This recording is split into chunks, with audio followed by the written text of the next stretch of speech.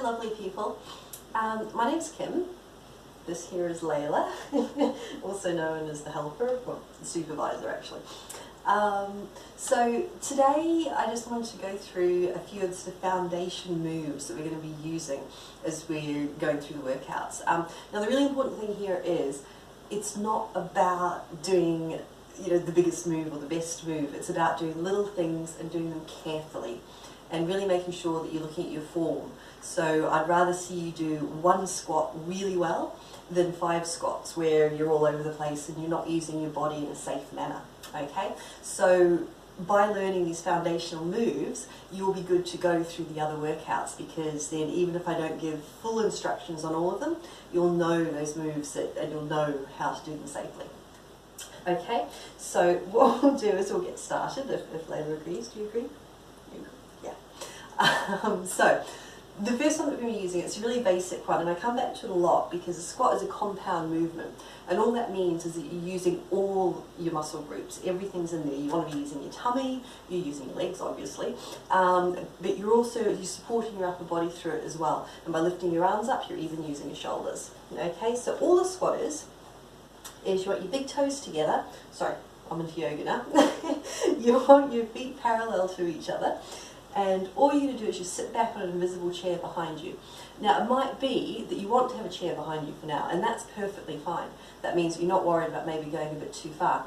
It might be that you don't get anywhere near the chair behind you, and that's also fine, because you can just do little wee dips, and that's where you're starting from.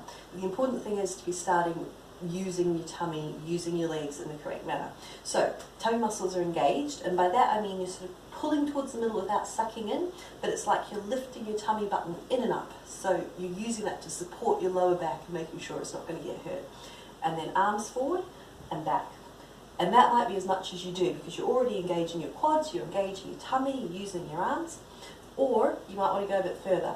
When you go a bit further, make sure your knees stay behind your toes, and you can even lift your toes off to make sure you're not leaning forward into them, okay? And then you just go as far back as you comfortably can. Tummy stays tight. That can be here, can be here. You might find the best thing for you is to go halfway down, hold. And that's good on your knees, you're not doing too much movement. Or you might find you can come up, back down, up, back down. Okay, whole time tummy's nice and tight. So you'll find I mention in some of these, it's more of a blog post, I'm talking about little things that you can do through the day. So perhaps you're waiting for the kettle to boil. Kettle goes on, right, we'll do 1, squeeze up, squeeze your bum on the way up, may as well, work that as well. 2, nice tight tummy, knees don't lock out. 3, by this point kettle may have boiled or you may be done. And all of that's good. So things to remember on your squat.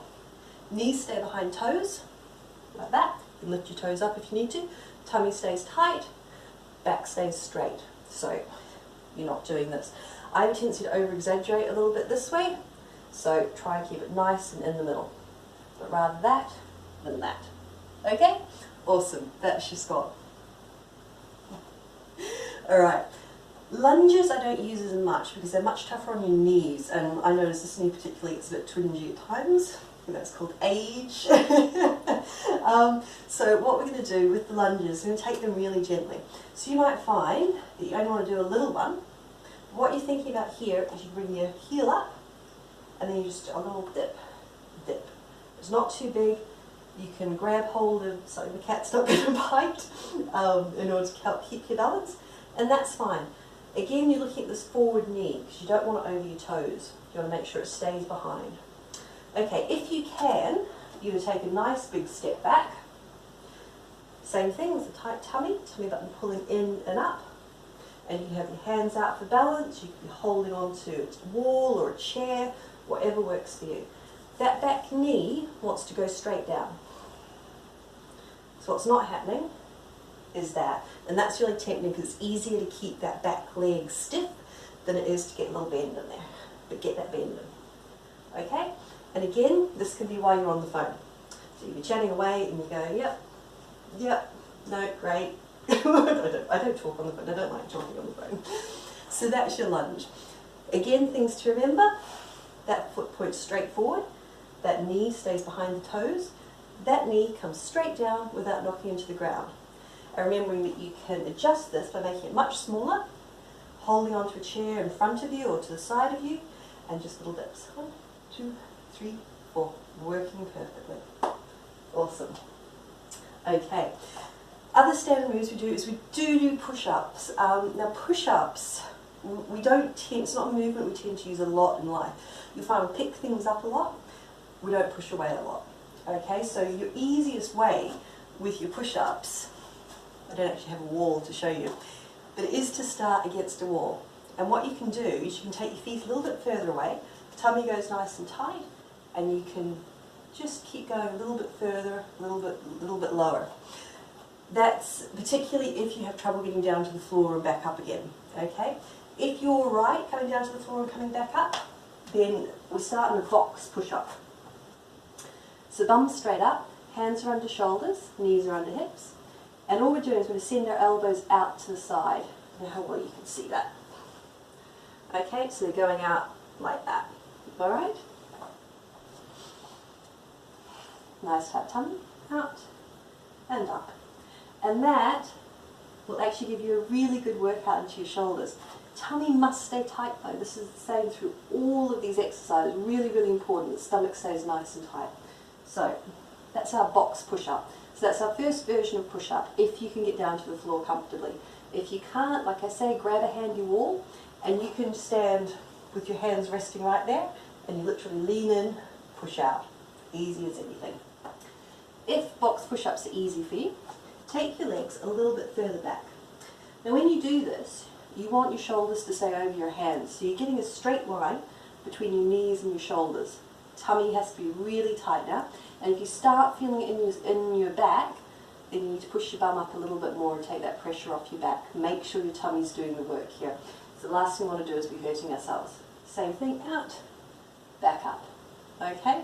So those are the two most common push-ups that we'll use. Obviously, as you get better, as you're progressing along, you might be particularly strong from a physical job already, you can do your full push-ups. And the theory is the same. Heels push back, straight line from heels to shoulders, nice tight tummy, down and back up.